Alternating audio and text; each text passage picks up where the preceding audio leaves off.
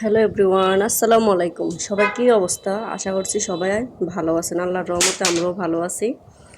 এই তো আমাদের গৃহিণীদের প্রতিদিনের কাজ হচ্ছে এটা। সকালবেলা উঠেই চুলার রুমে চলে আসা, তারপরে রুটি বানানো, বাচ্চাদেরকে খাওয়িয়ে মাদ্রাসায় পাঠিয়ে দেওয়া। তারপর এই তো এখানে আমি প্রথমে পানি গরম করে নিয়েছি, তারপরে ময়দা দিয়েছি, সামান্য একটু লবণও পানিতে দিয়ে দিয়েছি। এখন ময়দার ডোটা বানিয়ে নেব।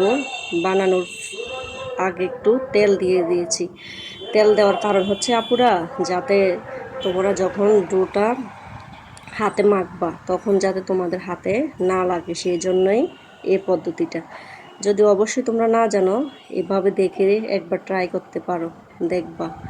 এই তো এখানে আমি রুটি ছেঁকে নিয়েছি। পরোটা বানানোর তো সময় নাই, সেই জন্য এখন আমি রুটিকেই পরোটা বানিয়ে নিব। এই তো আমার পরোটা বানানো শেষ। এখন আর নাস্তা করব না, চলে আসছি ছাদে। আমার অনেকগুলো গাছ আছে এখানে, বেগুন গাছ, লম্বা বেগুন গাছ, তারপরে টমেটো গাছ।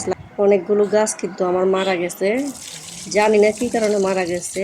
তারপরে ওইগুলো উঠিয়ে ফেলে দিয়েছি। তারপরে এখানে কিছু পুঁই শাক গাছ, বাজার থেকে যখন পুঁই শাক নিয়ে আসছে তখন ওইগুলা খেয়ে এখানে লাগিয়েছি। তারপরে আবার ওই যে কি বলে এগুলা, কলমি শাক আছে না, ওইগুলো আবার আমি ফেলে দেই না। ফেলে না দিয়ে এভাবে সুন্দর করে মাটিতে পুঁতে রাখি। এই তো হয়ে গেছে আমার অনেক প্রিয় কিন্তু ছাদ বাগান।